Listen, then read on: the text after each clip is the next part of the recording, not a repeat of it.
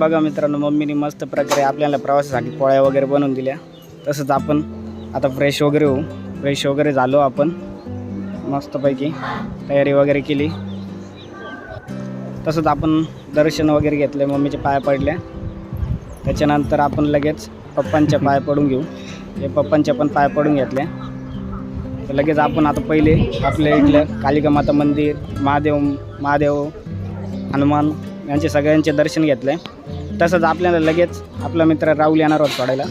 हा बघा, चला मित्रांनो, आपण चाललेलो आहे आता रेल्वे स्टेशनला. राहुल आपल्याला सोडायला आलेला आहे.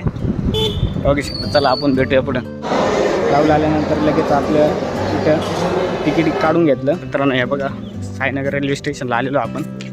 आता ही कालका रेल्वे आहे आपल्याला भोपाळपर्यंत. चला.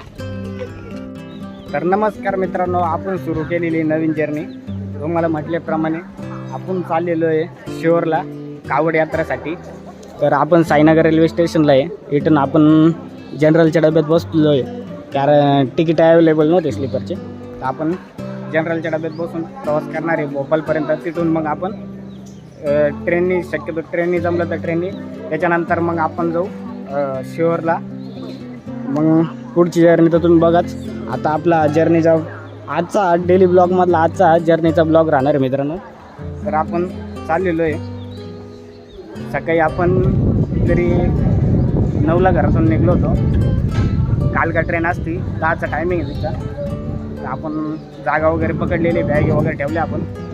तर आपण जाणार आहे भोपाळला. इथून भोपाळनंतर आपलं शिहोरसाठी ट्रेन, नाही तर मग आपण बसने रिक्षाने जाऊ.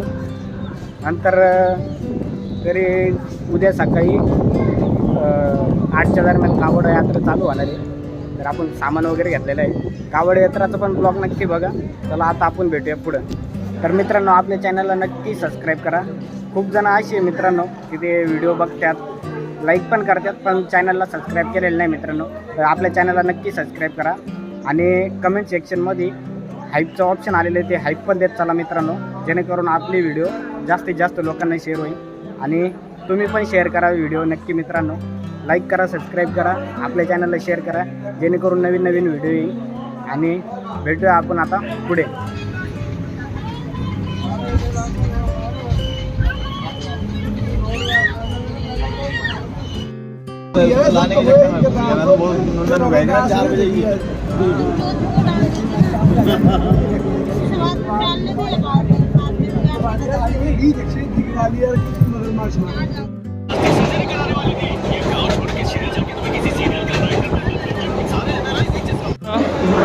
ही बघा आपली कालका ट्रेन.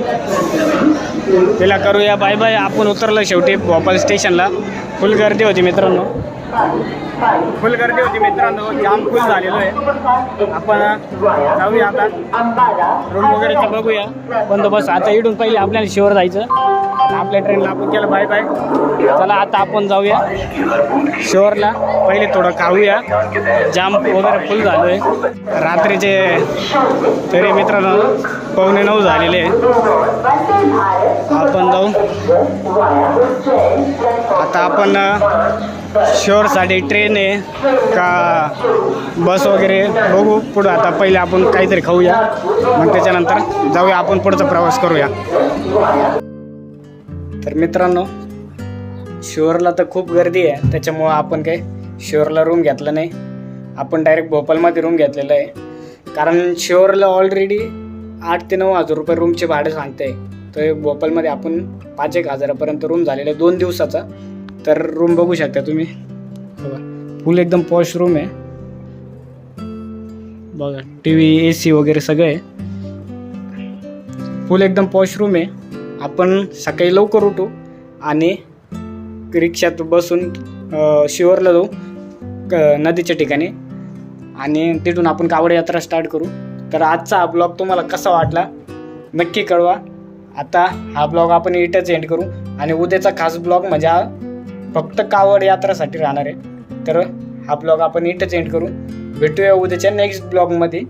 जय हिंद. ओम नमः शिवाय.